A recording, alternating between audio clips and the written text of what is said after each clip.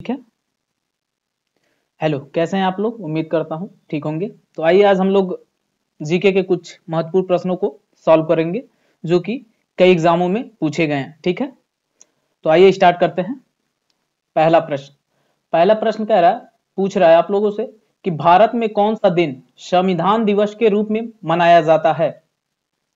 Option A कह रहा है कि 26 नवंबर, ऑप्शन बी कह रहा है कि 15 अगस्त, सी कह रहा है 14 अप्रैल और डी कह रहा है 6 दिसंबर। तो याद रखिएगा ऑप्शन ए सही है, 26 नवंबर। ये किसमें पूछा गया था? तो ये पूछा गया है यूपीएससी प्रीलियम्स में। ठीक है, दूसरा देखते हैं। दूसरा कह रहा है कि गुलनाबाद की लड़ाई महमूद होताकी के नेतृत्व में डैश किस साल में लड़ी गई थी। ऑप्शन ए कह रहा है 1770 में, बी कह रहा है 1722 में, सी कह रहा है 1712 में और डी कह रहा है 1702 में। तो इसमें आपका ऑप्शन बी सही है, 1722। ये किस में पूछा गया है? ये पूछा गया है बीपीएससी प्रीलियम्स में। ठीक है, नेक्स्ट देखते हैं। तीसरा कह रहा है कि भारत का सर्वोच्च कानून किसे माना जाता है। ऑप्शन ए कह रहा है कि भारतीय संविधान को, बी कह रहा है जनतंत्र को, सी कह रहा है अंबेडकर की शिक्षाएं, डी कह रहा है धर्मनिरपेक्षता। ठीक है, तो ऑप्शन ए सही है आपका, भारतीय संविधान। ठीक है, अगला देखते हैं क्या कह रहा है। क्वेश्चन नंबर चौथा कह रहा है कि भारत का संविधान डैश को लागू हुआ। ऑप्शन ए कह रहा है 26/1/1950 को, बी कह रहा है 15/8/1947 को, सी कह रहा है 22/8/1947 और डी कह रहा है 1/1/1950 में। तो आपका ऑप्शन ए सही है, 26/1/1950। ये किस में पूछा गया था? तो एसएससी सीजीएल में। ठीक है, पांचवा देखते हैं।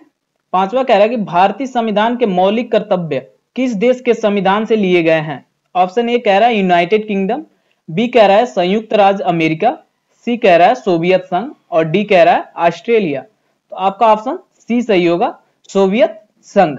ये पूछा गया था रेलवे आरआरबी ग्रुप डी में। ठीक है, अगला देखते हैं। अगला सातवां कह रहा है कि सिक्किम कब भारत का राज्य बना था।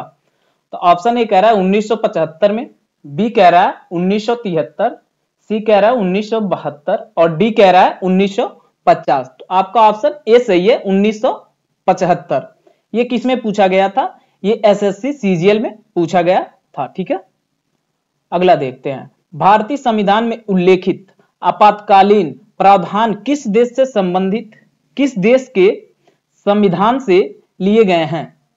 तो ऑप्शन ए कह रहा है संयुक्त राज्य अमेरिका, बी कह रहा है यूनाइटेड किंगडम और सी कह रहा है जर्मनी और डी कह रहा है कनाडा। तो आपका आंसर सी सही है, जर्मनी। ठीक है, अगला देखते हैं। अगला कह रहा है कि किस वर्ष गोवा को महाराष्ट्र के साथ विलय करने का विकल्प दिया गया था।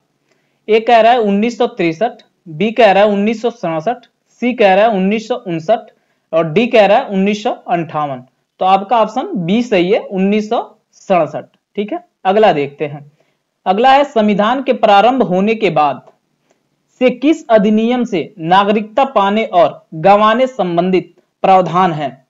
ऑप्शन ए कह रहा है नागरिकता अधिनियम 1950, बी कह रहा है नागरिकता अधिनियम 1952 और सी कह रहा है नागरिकता अधिनियम 1955 और डी कह रहा है नागरिकता अधिनियम 1954।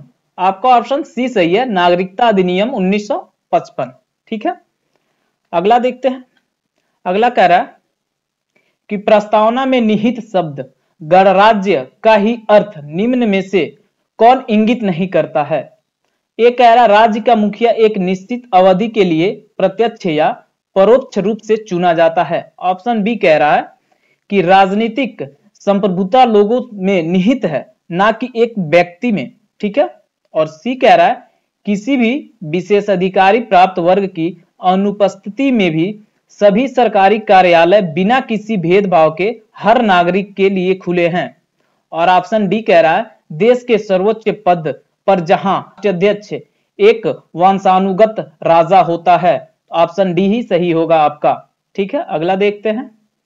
13 निम्नलिखित में से कौन सा विकल्प भारतीय नागरिक का मूलभूत अधिकार नहीं था। ए कह रहा है समानता का अधिकार, बी कह रहा है निजता का अधिकार, और सी कह रहा है जीवन का अधिकार, और डी कह रहा है शोषण के विरुद्ध अधिकार। तो आपका ऑप्शन बी सही है, निजता का अधिकार। ठीक है, अगला देखते हैं। अगला कह रहा है कि मूलभूत अधिकारियों में से ज्यादातर हमारे संविधान के डैश से अनुच्छेद में शामिल किए गए हैं। ऑप्शन ए कह रहा है 1 से 10, बी कह रहा है 12 से 35, और सी कह रहा है 36 से 51, और डी कह रहा है 112 से 135। आपका ऑप्शन बी सही है, 12 से 35। ठीक है, ये पूछा गया था एसएससी एमटीएस में। अगला देखते हैं। शिक्षा का अधिकार किस वर्ष मौलिक अधिकार में शामिल किया गया? ए कह रहा है अप्रैल 2010, बी कह रहा है अप्रैल 2004, सी कह रहा है अप्रैल 2008, और डी कह रहा है अप्रैल 2012। तो आपका ऑप्शन ए सही है, अप्रैल 2010। ये पूछा किसमें गया था? एसएससी सीजीएल में। ठीक है, अगला देखते हैं। अगला कह रहा है भारतीय संविधान में कितने मौलिक अधिकारों का उल्लेख किया गया है? ए कह रहा है कि 8, बी कह रहा है 9, सी कह रहा है 10, और डी कह रहा है 11। आपका ऑप्शन डी सही होगा, 11। किसमें पूछा गया था? ये एसएससी एमटीएस एग्जाम में पूछा गया था। ठीक है, अगला देखते हैं। भारत के संविधान के अनुसार निम्नलिखित में से कौन सा एक मौलिक अधिकार नहीं है? ए कह रहा है स्वतंत्रता का अधिकार, बी कह रहा है जीने का अधिकार, सी कह रहा है समानता का अधिकार, और डी कह रहा है देश की रक्षा का अधिकार। तो आपका ऑप्शन डी सही होगा, देश की रक्षा का अधिकार। ये पूछा गया प्रश्न एसएससी सीएचएसएल में। ठीक है, अगला देखते हैं। भारत के संविधान में निम्न में से किन अनुच्छेद में शिक्षा के अधिकार की व्याख्या की गई है? तो ए कह रहा है कि अनुच्छेद 12 में, बी कह रहा है अनुच्छेद 5 में, सी कह रहा है अनुच्छेद 23, और डी कह रहा है अनुच्छेद 21 ए में। तो आपका ऑप्शन डी सही होगा, अनुच्छेद 21 ए में। एसएससी सीजीएल का प्रश्न है। ठीक है, अगला देखते हैं। समान सिविल संहिता का वर्णन संविधान के किस अनुच्छेद में किया गया है? ए कह रहा है 41, बी कह रहा है 42, सी कह रहा है 43, और डी कह रहा है 44। ऑप्शन डी आपका सही होगा, 44। ये पूछा गया प्रश्न रेलवे, आरआरबी, एनटीपीसी में। ठीक है, अगला देखते हैं।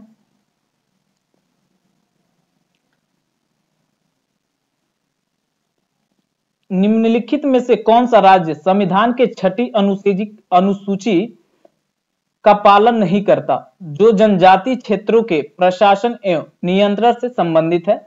असम, बी कह रहा है नागालैंड, सी कह रहा है मेघालय, डी कह रहा है त्रिपुरा। आपका ऑप्शन बी सही होगा, नागालैंड। ठीक है, अगला प्रश्न देखते हैं। भारतीय संविधान का अनुच्छेद 29 निम्नलिखित में से कौन से अधिकार प्रदान करता है? ऑप्शन ए कह रहा है अपराध की दोष सिद्धि के संबंध में सुरक्षा, बी कह रहा है मानव जाति में, बी कह रहा है मानव जाति में अवैध क्रय विक्रय निषेध, सी कह रहा है अल्पसंख्यकों के हितों की सुरक्षा, और डी कह रहा है धार्मिक आधार पर कर निषेध। आपका ऑप्शन सी सही होगा, अल्पसंख्यकों के हितों की सुरक्षा। यह पूछा गया था रेलवे, आरआरबी, ग्रुप डी में। ठीक है, अगला देखते हैं। अगला कह रहा है कि संविधान के अनुसार किस अनुच्छेद के तहत जीवन की सुरक्षा और व्यक्तिगत स्वाधीनता प्रदान की गई है? ऑप्शन ए कह रहा है अनुच्छेद 20, बी कह रहा है अनुच्छेद 21, सी कह रहा है अनुच्छेद 22, और डी कह रहा है अनुच्छेद 23। तो आपका ऑप्शन बी सही होगा, अनुच्छेद 21। ये किसमें पूछा गया था? तो यूपीएसएससी एग्जाम में। ठीक है, ये किसमें पूछा गया था? तो यूपी ट्रिपल एससी एग्जाम में। ठीक है, अगला देखते हैं। अगला कह रहा है भारतीय संविधान के अनुच्छेद 112 के तहत तैयार वार्षिक वित्तीय विवरण को डैश कहा जाता है? सार्वजनिक खाता, बी कह रहा है समेतिक खाता, सी कह रहा है बजट, और डी कह रहा है राजस्व खाता। तो आपका ऑप्शन सी सही होगा, बजट। ठीक है, अगला देखते हैं। हमारे संविधान का कौन सा अनुच्छेद यह कहता है कि सदन में वोटों की समतुल्यता की स्थिति में स्पीकर के पास अंतिम कास्टिंग मत होता है, मत होगा? ए कह रहा है अनुच्छेद 101, बी कह रहा है अनुच्छेद 99, सी कह रहा है अनुच्छेद 97, और डी कह रहा है अनुच्छेद 100। तो आपका ऑप्शन डी सही होगा, अनुच्छेद 100। ठीक, अगला देखते हैं। भारत के राज्य एवं संघ शासित प्रदेशों का संविधान के किस अनुसूची में उल्लेख है? ए कह रहा है प्रथम अनुसूची, बी कह रहा है दूसरी अनुसूची, सी कह रहा है तीसरी अनुसूची, डी कह रहा है चौथी अनुसूची। तो आपका ऑप्शन ए सही है, प्रथम अनुसूची। ये किसमें पूछा गया है? तो यूपी पीएससी प्रीलिम्स में। ठीक है, अगला देखते हैं। अगला कह रहा है भारतीय संविधान के अनुच्छेद 21A में निम्नलिखित में से किस अधिनियम का उल्लेख किया गया है? ए कह रहा शिक्षा का अधिकार, बी कह रहा सूचना का अधिकार, सी कह रहा लोक प्रतिनिधित्व, सी कह रहा लोक प्रतिद्वंद्विता, डी कह रहा धर्म के स्वतंत्रता का अधिकार। तो आपका ऑप्शन ए सही होगा, शिक्षा का अधिकार। अगला देखते हैं। अगला कह रहा है संसद के 2 सत्रों के बीच का अधिकतम अंतराल स्पेस का होता है? 3 महीने, 6 महीने, 9 महीने कि 12 महीने? तो आपका ऑप्शन बी सही होगा, 6 महीने। अगला देखते हैं। भारतीय संसद के संबंध में विषम का पता लगाएं। बजट सत्र, ग्रीष्म सत्र, मानसून सत्र, शीतकालीन सत्र। आपका ऑप्शन बी सही है, ग्रीष्म सत्र। ठीक है, अगला देखते हैं। भारतीय संविधान के अंतर्गत वैधानिक सत्ता का अधिकार किसे प्राप्त है? ए कह रहा है राष्ट्रपति को, बी कह रहा है प्रधानमंत्री को, सी कह रहा है केंद्रीय मंत्रिपरिषद को और डी कह रहा है संसद को। तो आपका ऑप्शन डी सही होगा, संसद। ठीक है, अगला देखते हैं। भारत के राष्ट्रपति का नाम बताएं जिन्होंने 1986 में भारतीय डाकघर संशोधन विधेयक के संबंध में पॉकेट वीटो का प्रयोग किया था। ए कह रहा राजेंद्र प्रसाद, बी कह रहा है नीलम संजीव रेड्डी, सी कह रहा है शंकर दयाल शर्मा और डी कह रहा है ज्ञानी जैल सिंह। आपका ऑप्शन डी ही सही होगा, ज्ञानी जैल सिंह। ये पूछा गया प्रश्न एसएससी सीजीएल में। ठीक है, अगला देखते हैं। अगर राष्ट्रपति और उपराष्ट्रपति के पद रिक्त हो जाते हैं तो भारत के राष्ट्रपति के रूप में कौन कार्य करेगा? ए कह रहा है लोकसभा के अध्यक्ष, बी कह रहा है कि भारत के प्रधानमंत्री, सी कह रहा है भारत के मुख्य न्यायाधीश और डी कह रहा है केंद्रीय मंत्रिपरिषद। आपका ऑप्शन सी सही है, भारत के मुख्य न्यायाधीश। अगला देखते हैं। भारतीय संविधान के अनुसार भारत के उपराष्ट्रपति का चुनाव ए कह रहा भारत के राष्ट्रपति द्वारा, बी कह रहा संसद के दोनों सदनों के सदस्यों द्वारा, सी कह रहा राज्यसभा के सदस्यों द्वारा, डी कह रहा भारत के प्रधानमंत्री द्वारा। आपका ऑप्शन बी सही होगा, संसद के दोनों सदनों के सदस्यों द्वारा। ठीक है, अगला देखते हैं। भारत के राष्ट्रपति द्वारा राज्यसभा के कितने सदस्यों को नामित किया जाता है?